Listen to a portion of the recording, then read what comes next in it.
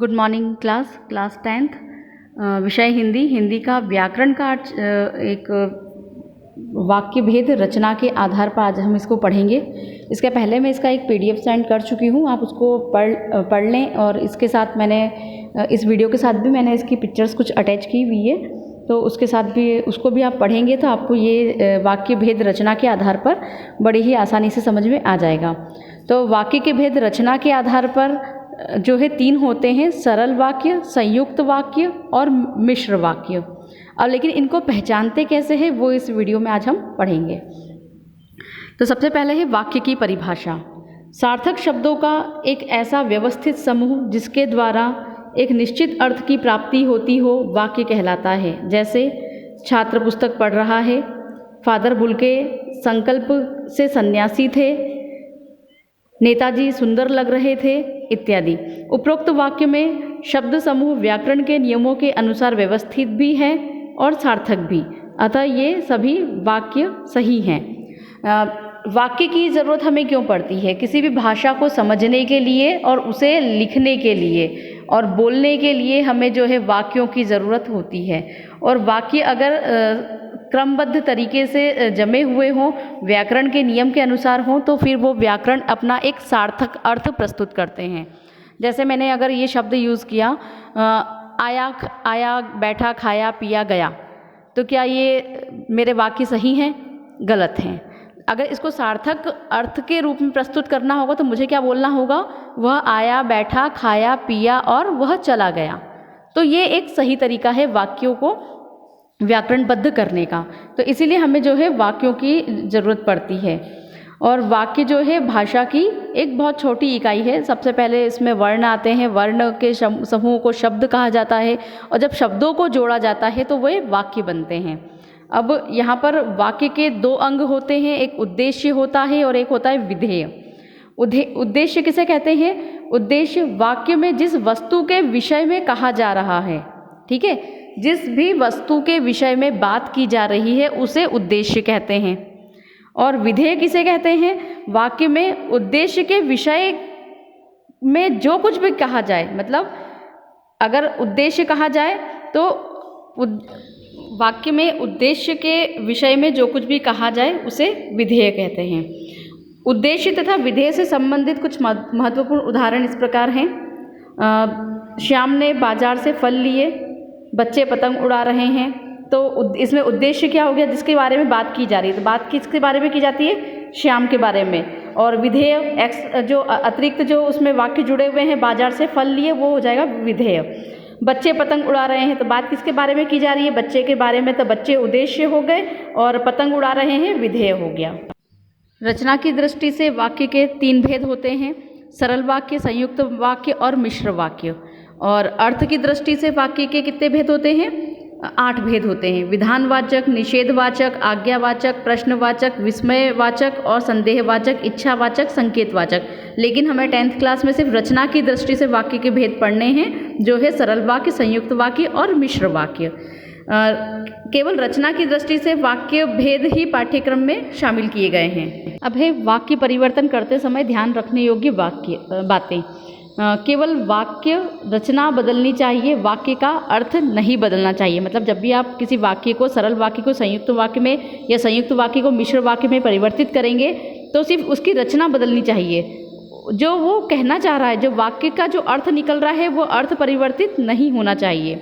दूसरा है इसका, सरल वाक्यों को मिश्र वाक्य या संयुक्त वाक्य बनाते समय कुछ संबोधक, अव्यय अथवा योजक शब्द जुड़े होते हैं। अब योजक शब्द क्या होते हैं? जो शब्दों को, 2 शब्दों को जोड़ने का कार्य करते हैं, क्योंकि, किंतु, और, इसलिए, तब इत्यादि। संयुक्त एवं मिश्र वाक्यों को सरल वाक्य में बदलते समय योजक शब्दों या संबोधक अव्ययों का लोप करना चाहिए। लोप करना मतलब उसे हटा देना चाहिए। योजक शब्द जब आप संयुक्त वाक्य से सरल वाक्य बनाते हैं या मिश्र वाक्य से जब आप सरल वाक्य बनाते हैं, तो जो भी योजक शब्द जिससे कि ये वाक्य बहुत बड़े हो जाते हैं, जो जोड़ के संयुक्त वाक्य मिश्र वाक्य बनते हैं, उसे हटा करके हमें सरल वाक्य बनाना चाहिए। उसमें से किंतु, परंतु, और, अथवा इत्यादि हट जाना चाहिए। ठीक है, तो ये थे वाक्य परिवर्तन करते समय कुछ ध्यान रखने योग्य बातें। अब है मुख्य और आश्रित उपवाक्यों को पहचानना। वाक्य में मुख्य उपवाक्य की क्रिया ही मुख्य क्रिया होती है। वाक्यों में आए आश्रित उपवाक्यों का आरंभ सामान्यतः समुच्चय बोधक शब्दों से होता है। समुच्चय बोधक शब्द मैंने पहले बताया था कि, जिन्हें, जिसमें, जो, जिसको, जहाँ, जब, क्यों, क्योंकि, किंतु, परंतु इत्यादि। आश्रित उपवाक्यों के आरंभ, मध्य या अंत में भी आते हैं। जैसे जिसने बालक की जान बचाई वह युवती पालम कॉलोनी में रहती है। अब वह युवती जिसने बालक की जान बचाई पालम कॉलोनी में रहती है। तो ये आश्रित वाक्य और उपवाक्य इत्यादि आपको पहचानना है इसमें। अब है यहाँ पे रचना के आधार पर वाक्य भेद का। सबसे पहला है सरल वाक्य, और सरल वाक्य को हम साधारण वाक्य भी बोलते हैं। जिन वाक्यों में केवल एक ही उद्देश्य और एक ही विधेय होता है, मतलब जिसके विषय में बात की जा रही हो वो एक ही हो, एक ही उद्देश्य और एक ही विधेय होता है तथा एक ही समापिका क्रिया होती है, सरल या साधारण वाक्य कहलाते हैं। इसमें कोई भी आश्रित वाक्य नहीं होता है।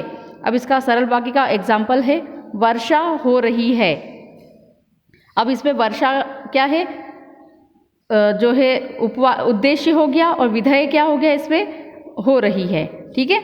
माँ ने खाना बनाया, इसमें एक ही जो है उद्देश्य और एक ही विधेय होगा, वो सरल वाक्य कहलाएगा। ठीक है। ड्राइवर भी बेचैन हो रहा था, बाल पक गए थे, गाड़ी छूट रही थी, पंछी उड़ रहे थे इत्यादि जो है इसके एग्जाम्पल हैं। अब इसमें हम दूसरा पढ़ेंगे। अब इसका दूसरा है संयुक्त वाक्य। जिस वाक्य में दो या दो से अधिक सरल या मिश्र वाक्य परस्पर किसी अव्यय या योजक शब्द, अब योजक शब्द कौन से हैं, और, या, तथा, परंतु, एवं, इसलिए, अतः, फिर भी, किंतु, लेकिन, पर इत्यादि से जुड़े होते हैं, उसे संयुक्त वाक्य कहते हैं। संयुक्त वाक्य में प्रयुक्त वाक्य एक दूसरे पर आश्रित नहीं होते, मतलब वो सिर्फ और, किंतु, परंतु इत्यादि से जुड़े हुए होते हैं, परंतु दोनों की अलग अलग पहचान होती है, दोनों एक दूसरे पर आश्रित नहीं होते हैं दोनों वाक्य। जैसे दिल्ली चलो और तुम मुझे खून दो। पान वाले के लिए यह एक मज़ेदार बात थी, कॉमा, लेकिन हालदार साहब के लिए चकित और द्रवित कर देने वाली। अब आपने इस एग्जाम्पल में देखा होगा, पान वाले के लिए यह एक मज़ेदार बात थी। अब इसको किससे जोड़ा, लेकिन, है ना। लेकिन दोनों का अलग अलग व्यक्तित्व है, अलग अलग पहचान है दोनों वाक्यों की, दोनों एक दूसरे पर आश्रित बिल्कुल भी नहीं है। सिर्फ लेकिन शब्द से इन दोनों को जोड़ा गया है। और लेकिन शब्द और, किंतु, परंतु यदि दो वाक्यों के बीच में लगा दिया जाए तो वहाँ पर संयुक्त वाक्य होता है। और जहाँ पर इस तरह के कोई भी जो है समुच्चय बोधक शब्द इस्तेमाल में नहीं किए जाते हैं, वहाँ पर सरल वाक्य होता है। ठीक है। तो पान वाले के लिए यह एक मज़ेदार बात थी, लेकिन हालदार साहब के लिए चकित और द्रवित करने वाली। ठीक है। अब दोनों अपनी अलग अलग पहचान है दोनों वाक्यों की, लेकिन के माध्यम से दोनों को जोड़ा गया है।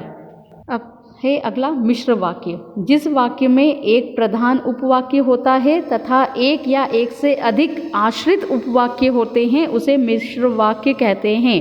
जैसे अध्यापक ने कहा कि कल विद्यालय बंद रहेगा। वह लड़का उसका मित्र है जो पेड़ के पास खड़ा है। मोर ऐसा पंछी है जिसका नृत्य सभी को देखना चाहिए। यह वही पुस्तक है, कॉमा, जिसे मैं ढूंढ रही थी। तो यह वही पुस्तक है के माध्यम से जिसे मैं ढूंढ रही थी, दोनों अलग अलग वाक्यों को जोड़ा गया है। यह वही लड़का है जो कल दौड़ में प्रथम आया था। उपरोक्त उदाहरणों में रेखांकित अंश उपवाक्य को दर्शा रहा है, जबकि शेष भाग गौण या आश्रित उपवाक्य है। आश्रित उपवाक्यों को मुख्य वाक्य से क्रमशः की, जो, जिसका एवं जिसे द्वारा जोड़ा गया है। अतः ये सभी मिश्र वाक्य के उदाहरण हैं। अब यहाँ पर कुछ उदाहरण प्रस्तुत है। साधारण वाक्य से संयुक्त वाक्य में बनाना, और अगर आप इसको विपरीत कर देंगे तो संयुक्त वाक्य से साधारण वाक्य बनाना। आलसी होने के कारण वह विफल हुआ। यह साधारण वाक्य है क्योंकि इसमें कोई भी उपवाक्य, किंतु, परंतु अथवा नहीं लगा हुआ है। ठीक है। अब इसको मिश्र वाक्य में कैसे बदलेंगे, वह आलसी था इसलिए। इसलिए समुच्चय बोधक शब्द लगाए, ठीक है, विफल हुआ। ये हो गया संयुक्त वाक्य। अब वह सायंकाल हुआ और पंछी अपने अपने घोंसलों में लौट आए, और पंछी अपने अपने घोंसलों में लौट आए, तो ये क्या हो गया, और लगा हुआ है, 2 वाक्य हैं इसमें, तो ये संयुक्त वाक्य। अब इसको साधारण वाक्य कैसे बनाएंगे, सायंकाल होते ही पंछी अपने अपने घोंसले में लौट आए। तो इस तरह के कुछ उदाहरण मैंने यहाँ पे प्रस्तुत किए, आप इसको पढ़ लीजिएगा। आगे इसी वीडियो में मैंने और भी जो है 9, 10, 11, 12, 13, 14 करके मैंने कुछ ऐसे नंबर डाले हुए हैं, और ये सारे उदाहरण हैं जिससे कि आपको पढ़ना है और इसको वीडियो को देख करके आपको समझना है। इसकी PDF भी मैं सेंड कर दूँगी, उसके माध्यम से भी आप इसे बड़े ही आसानी से पढ़ सकते हैं।